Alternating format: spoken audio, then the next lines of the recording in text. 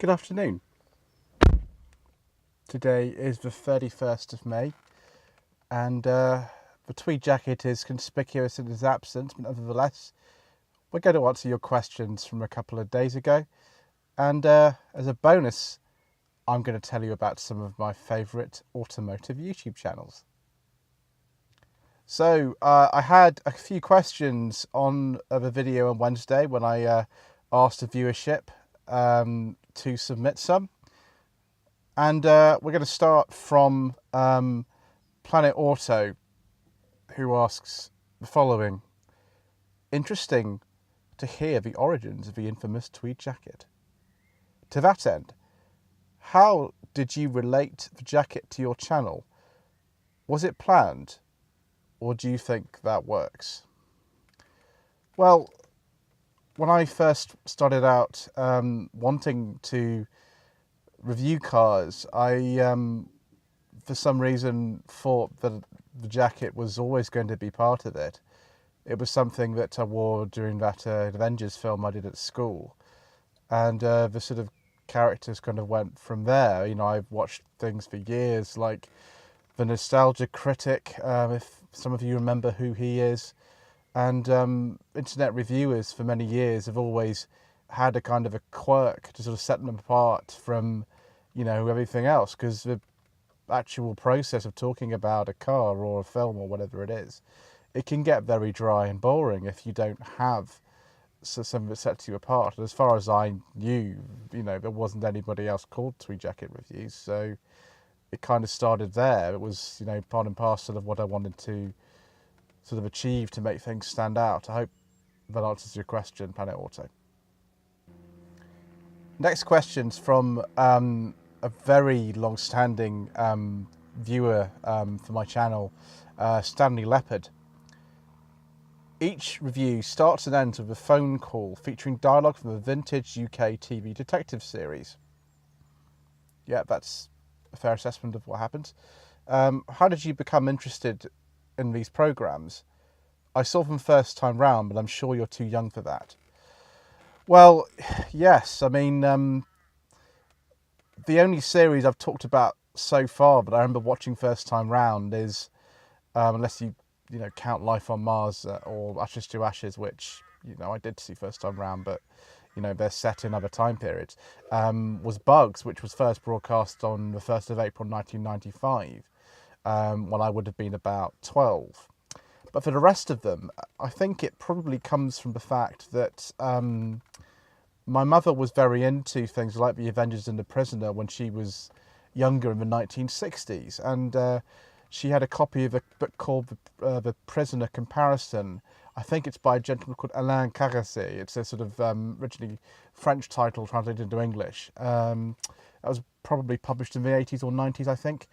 And around 1992 or thereabouts, stuff like Thunderbirds and Captain Scarlet started being broadcast on BBC Two, and eventually they started showing the New Avengers, and Channel 4 started showing the Avengers, the Diana Reg episode of the Avengers. And at the same time, BBC Two was also showing The Saint and The Champions and Randall Hall Get Deceased, and I just got into a lot of this stuff. My mother, you know, remembered them when she was younger, and I thought they were really good as well. I loved the cars in the Avengers. I mean, you know, that is a whole video or videos, I think, in that case, that is coming up at some point, probably in the next month or two. But that was one of the first series that got me interested in, you know, looking at cars on television. And yeah, you know, for me, I started buying the episodes on VHS and started looking around the internet for more information, and eventually I contributed to a very, very long forgotten site now called The Avengers Forever. There's some of my stuff still on there from when I was 16, 17 maybe. And yeah, you know, it's just something that was very much a part of a lot of people's childhoods in the 1990s, was this 60s stuff, sometimes 70s stuff. And, you know, it's very much a sort of part of my upbringing, and I suppose who I am is, you know, in a different way. It would be for somebody who was watching these things when they first came out at the time. So the final viewer who has put down a comment on the video from Wednesday. Is a gentleman, well, I don't know, a gentleman, it could be a lady, somebody called Win Tang. And Win Tang says, good old British jackets are hard to beat, but wearing them these days makes one feel uneasy considering how everyone else dresses. Well, it depends where you are. I mean, if you're at the Goodwood Revival, everybody's wearing tweed jackets. If you walk around somewhere like Kensington or Chelsea, then, there are a good number of people who still dress like that. From the place that I'm from, which is Winchester in Hampshire, there are a number of people who do still dress in an old-fashioned kind of way. So it depends where you are and what you're doing as to how much you stand out. But I've worn the jacket for lots of different things, and nothing to do with cars or reviews or whatever. And when I was at school, as I said in the previous video, I used to just wear that every day. It was the standard thing that I wore. Not during the summer so much because it's a bit hot, but certainly during the winter I used to wear that. So yeah, I mean, for me it's pretty normal, really. Maybe for other people it isn't. So thank you to those 3 viewers for those questions and comments. I hope that that adequately answers what queries you had. I'll now talk about some of the favourite smaller automotive YouTube channels that I have. The first one is a very obvious one, and you'll see all these channels actually on the sort of, I don't know, the homepage on YouTube. I think the channel page is called would be Hubner, which is Ian Seabrook's channel. Ian Seabrook is a very, very interesting man. He lives in a place called Devil's Bridge, which is near Aberystwyth in Mid Wales. He has a fascinating collection of old cars, and he's a very eccentric but lovable man. He's very, very kind. I've met him in real life, and he's wonderful to talk to. He thoroughly deserves the amount of subscribers that he has, which is going up for sort of 40,000 now. He was a much smaller channel before sort of a year or so ago, but he's decided to kind of go almost full time with doing things on YouTube, and he's just very interesting to watch, whether he's not making an absolute hash of painting a Reliant Fox with household paint, or whether he is doing an auto solo and an Invacar. It's just interesting to watch him. He's very engaging and very knowledgeable, and the channel that I have would not be the same without him at all. I'm so grateful to him for giving me the opportunity to film the first ever Hubner Social, and from there the channel that I have grew considerably. And so I'm hoping to actually talk to him again later this month at the Romney pageant. That'll be a great thing. So Ian, if you're watching, I don't know if you ever get time to see these things, then thank you.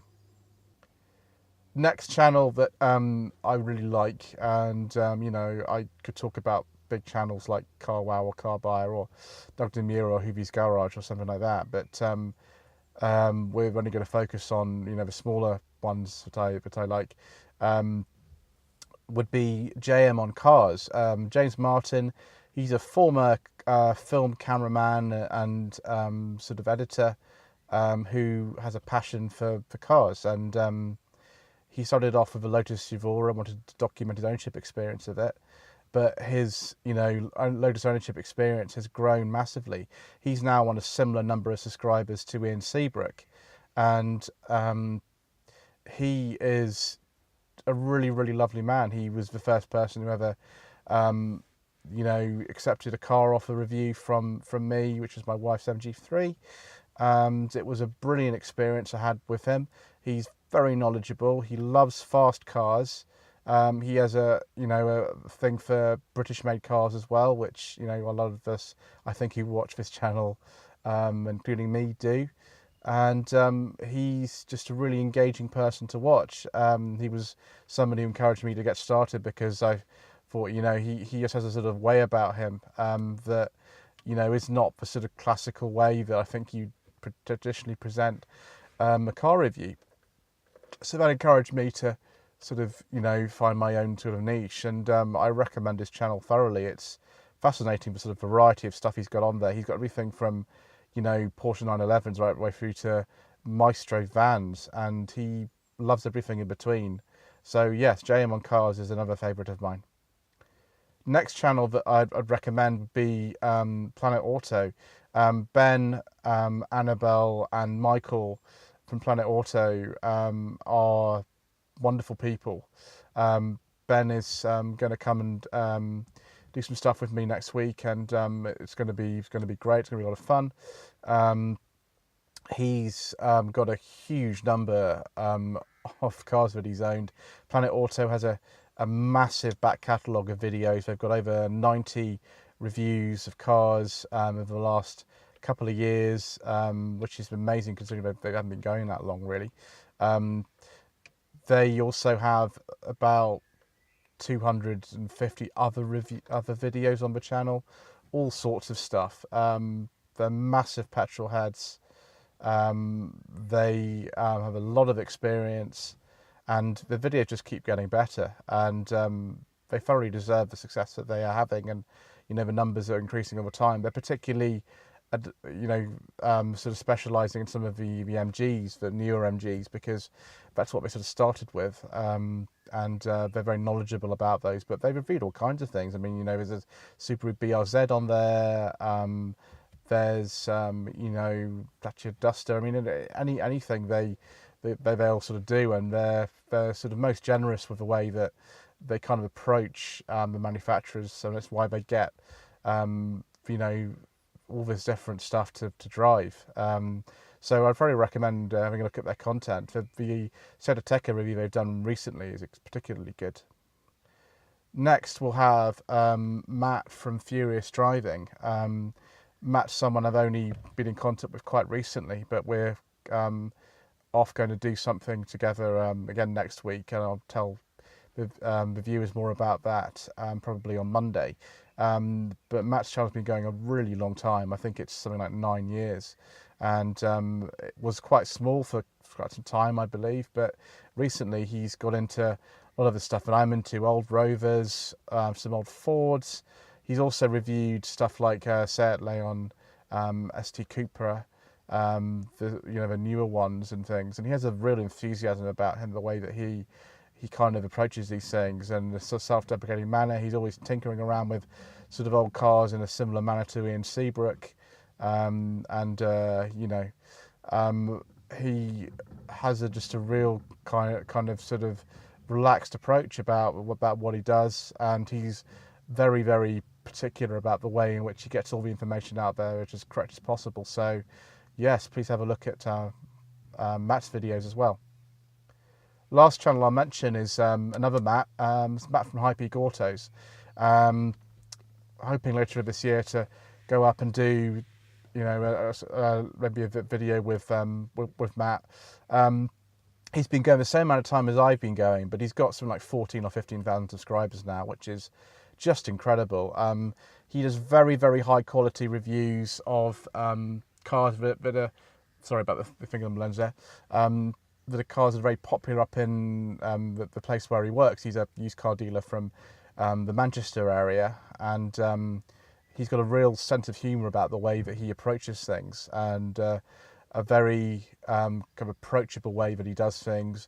Again, because he has to sort of buy and sell these cars, he's very knowledgeable about what might go wrong with the car, what someone might be looking for in a car, and it just makes it very sort of easy to watch. My wife really likes watching Matt's channel as well. She finds it very engaging. She's from the Northwest as well, so maybe that's got something to do with it. But yes, I recommend as well looking at Matt from High Peak Auto's channel. Right, now that I've sorted my camera position out a little bit and my fingers aren't in the way, we'll draw the video to a close there. It's a bit longer than I thought it would be, but maybe that's okay. It's good to give credit to where credit's due for these amazing people who make such sort of great content on very limited resources in a lot of cases, and make it so engaging. So thank you ever so much indeed for watching. Please don't forget to subscribe to my channel. Don't forget to leave a like and a comment. If you wish me to source a car for you, then my website is www.lloydvehicleconsulting.co.uk.